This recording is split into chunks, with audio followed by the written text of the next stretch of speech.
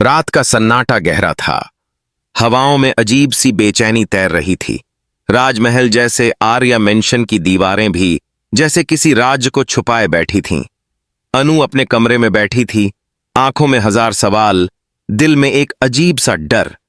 शादी को 3 महीने ही हुए थे, लेकिन इन 3 महीनों में उसके जीवन ने जैसे 100 सालों का सफर तय कर लिया था। आर्या का प्यार, उसकी देखभाल, उसकी गहरी निगाहें, सब कुछ परफेक्ट लग रहा था।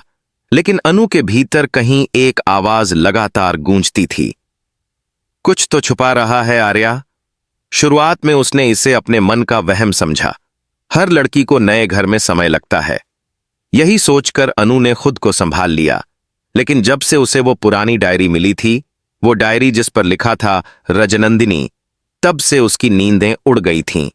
उस डायरी के पन्नों में किसी औरत की चीखें बंद थीं, किसी के दर्द की कहानी, किसी की टूटी हुई आत्मा की गवाही। अनु ने पहली बार वो डायरी खोली थी जब आर्या ऑफिस गया हुआ था।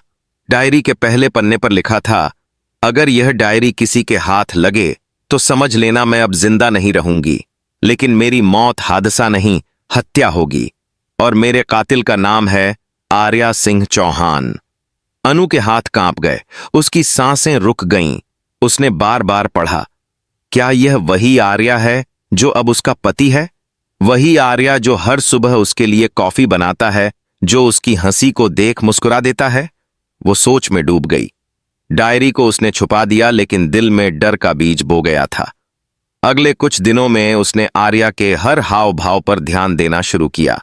उसे महसूस हुआ कि आर्या के कमरे में हमेशा एक ताला लगा रहता है, और रात के 2 बजे के करीब वह अक्सर नीचे स्टडी रूम में जाता है, जहां कोई नहीं जाता। एक रात अनु ने हिम्मत की। उसने अपने कदमों को धीमे धीमे फर्श पर रखा और स्टडी की ओर बढ़ी। दरवाजा हल्का सा खुला था। अंदर आर्या बैठा था और सामने लैपटॉप की स्क्रीन पर एक पुरानी वीडियो चल रही थी। वीडियो में रजनंदिनी थी, हंसती हुई, जीवंत, खूबसूरत।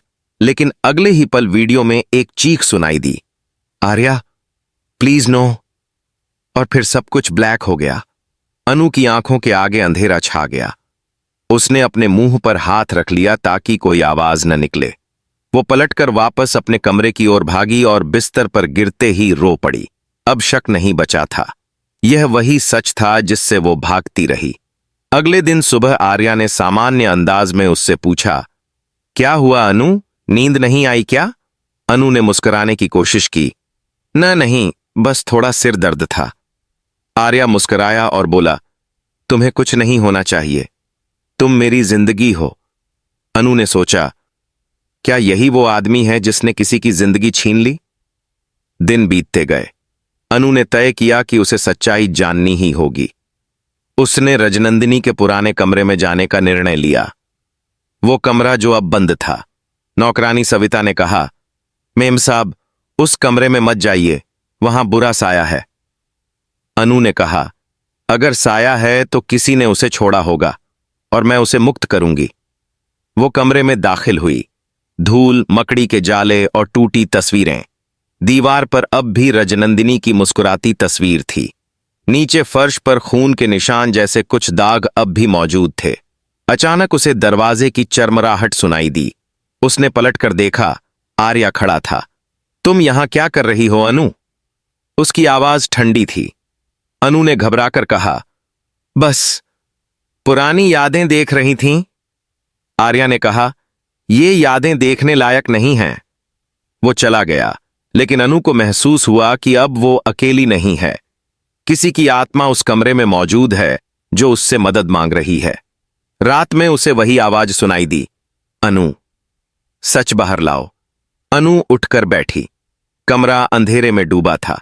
हवा जैसे ठहर गई थी। उसने देखा, रजनंदिनी की तस्वीर दीवार से गिरकर फर्श पर टूट गई थी। अब उसे समझ आ गया, रजनंदिनी चाहती है कि उसका सच सामने आए। अनु ने आर्या की फाइलें चेक करनी शुरू की।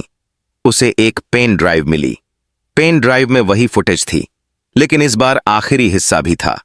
वीडियो में साफ दिखा कि आर्या ने गुस्से में रजनंदिनी को धक्का दिया था और वो सीढ़ियों से नीचे गिर गई थी। आर्या कुछ पल तक उसे देखता रहा, फिर बोला, तुमने खुद को इस खेल में गिराया है रजनंदिनी, अब कोई नहीं जान पाएगा सच। अनु की आंखों से आंसू बह निकले। उसने तय कर लिया कि अब वो इस झूठी शादी का हिस्सा नहीं रहेगी।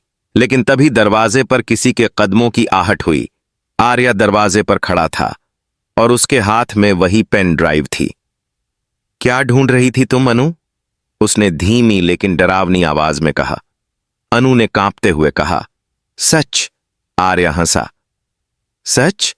कभी कभी सच जानना सबसे बड़ा गुनाह होता है। उसने पेन ड्राइव अपने जेब में रखी और कमरे से बाहर चला गया।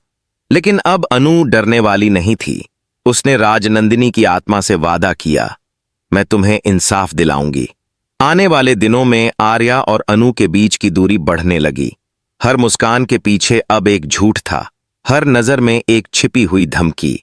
अनु जानती थी कि वो एक ऐसे घर में रह रही है जहां हर दीवार बोलती है, हर कोना चीखता है और हर सांस में किसी मौत की गंध है। लेकिन कहानी यहीं खत्म नहीं होती। अब शुरू होगा अनु का प्रतिशोध, जहां प्यार और नफरत के बीच की रेखा मिट जाएगी।